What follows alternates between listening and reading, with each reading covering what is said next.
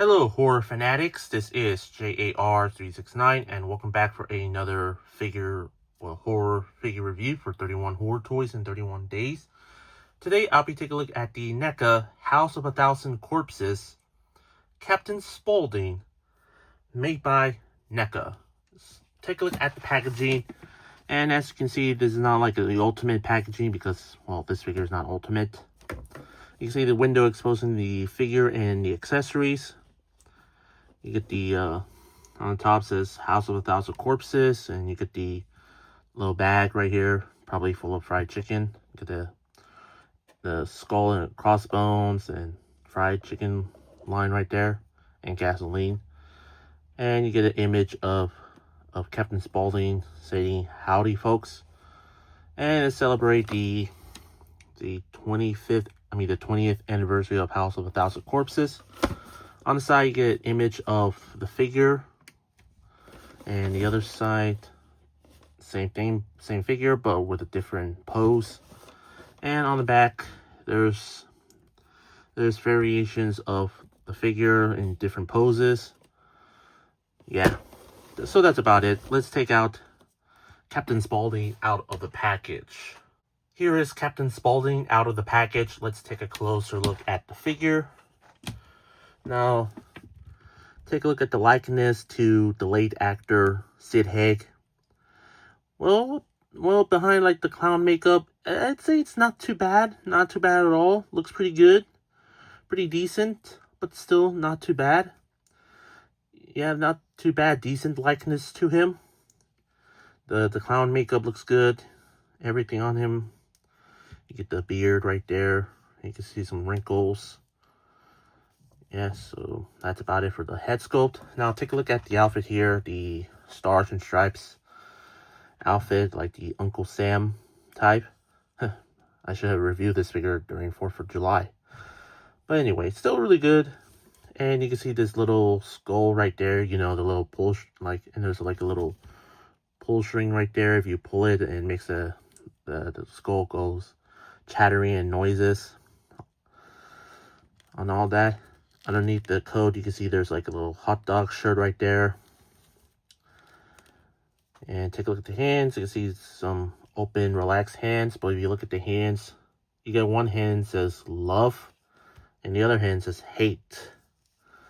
Probably a reference to a Night of the Hunter movie. And take a look at the legs here. You can see there's some polka dots and some clown pants here. There's some wrinkles on like the coat area, and there's more buttons on the back. And you get the usual clown shoes. Very well painted details on it. And on the bottom, there's some 2 pegals in the bottom of his feet and some legalese there as well. Overall, for this figure, it's pretty decent. Yeah, the head sculpt looks good. The sculpting on the figure looks excellent. Yeah, I gotta say, NECA did really a great job with this. Now, moving on to articulation, there's like the head articulation, neck joint there as well.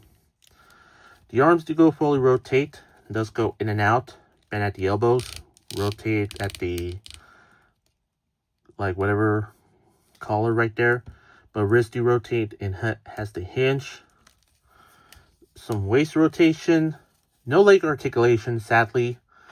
But there's a rotation at the ankles. Ball jointed there as well. Yeah, so I really wish this guy has plenty of articulations, but you know how NECA is. Sometimes they always reuse the same sculpt as the other figures that they made a long time ago, and then added like the updated arms to have joints. Unlike Beetlejuice, who just straightly reused the same sculpt a long time ago. But the hands have the hinge movement. But yeah, sculpting wise, well, you can make some decent posabilities with his arms, even though with no leg articulation. For accessory, he does come with his little top hat here during like the carnival murder ride. It does fit on his head perfectly. And he does come with this baton here for showing his his watchers, like about like the famous serial killers. And of course, he does have the interchangeable hand for the holding on the baton. But let me just like put this on his hand here, like so. It does fit perfectly, but it just won't stay because of the you can see the little hand right there. But I don't want to put it forcefully because I don't want to break this baton here. So I might as well take off the, hold on, let me do this off camera.